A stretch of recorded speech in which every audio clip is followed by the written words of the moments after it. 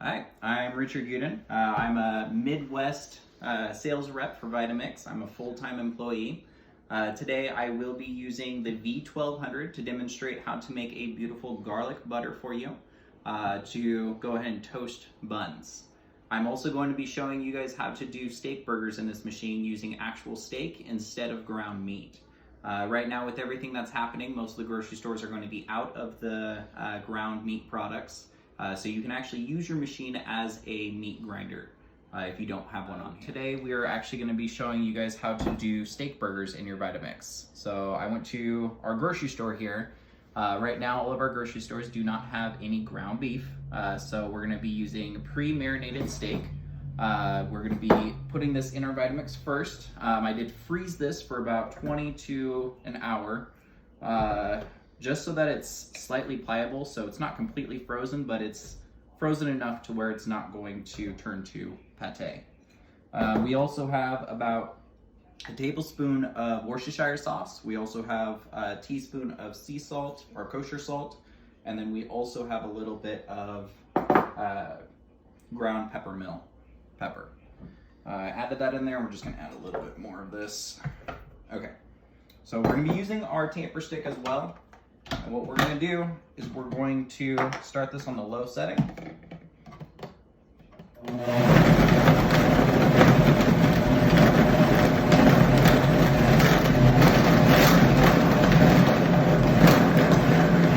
Just push the big chunks down.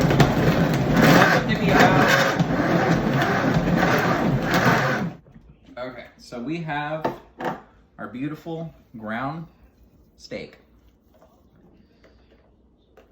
in just 5 minutes. So we're just gonna patty these out and toss them over onto our grill and be ready to go.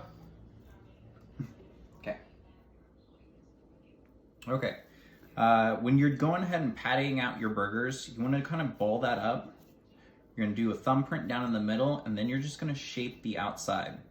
What this is gonna do, by leaving that little thumbprint in the center, when you put this on the grill, this isn't gonna plump up into that round ball that you'd see sometimes when you go ahead and make your own burgers. Most restaurants actually do this to keep that from doing that, so you're not gonna have to worry about flipping it or doing a whole bunch of work on those burgers. The least amount of contact you have to it is gonna be better. And that's just because it's going to make it juicier for not moving around so much. So all we do is just patty this out. We're gonna toss it on the grill until it's however you like. I prefer mine being medium. There we go.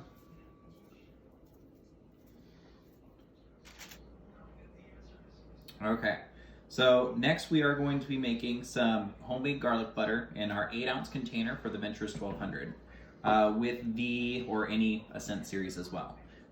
With the butter that we're using, I actually spent a little bit of time earlier making my own homemade butter in the Vitamix. I'll actually show you guys that in another video later on. So we are going to start with some olive oil. There's about 2 tablespoons of olive oil in here, 1 tablespoon of lemon juice, and a little bit of garlic. We are going to, I think there's about a tablespoon of garlic in there as well. We're going to add some chives in here, and then we're going to be adding in the butter. Now, since this container is a little bit smaller, I do like using that olive oil in there just to give it a little bit more of that liquid, so it's going to be a little bit easier to spread and move around. But you don't want to pack anything down in here. So we're going to start off with that amount. Put on your container. Bring it over to your machine. Wake her up. We're going to start it on low. Bring it up to high.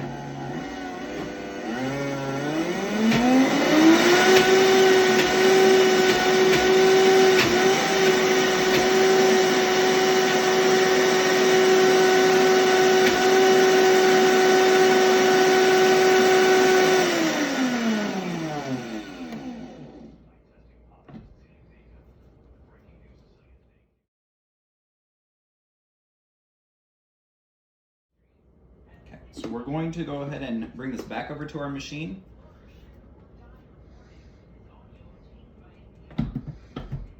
We're going to start this on the low setting. We're just going to pulse this a few times just to get that down to the bottom.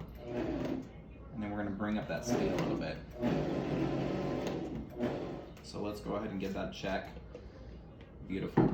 Okay, so right now we have our beautiful spread. We're going to take that. We're just going to spread that onto our loaf or our bun.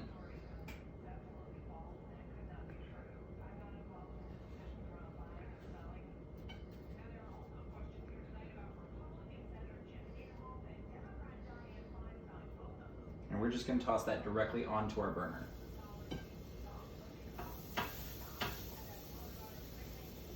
It only takes a few seconds to do this as well, so make sure that you make enough time so that you're not going to be jumping between every little bit of the buns and trying to get them on there. You also don't have to make it super thin. If you like it more garlicky or more buttery, you can go ahead and add as much as you like.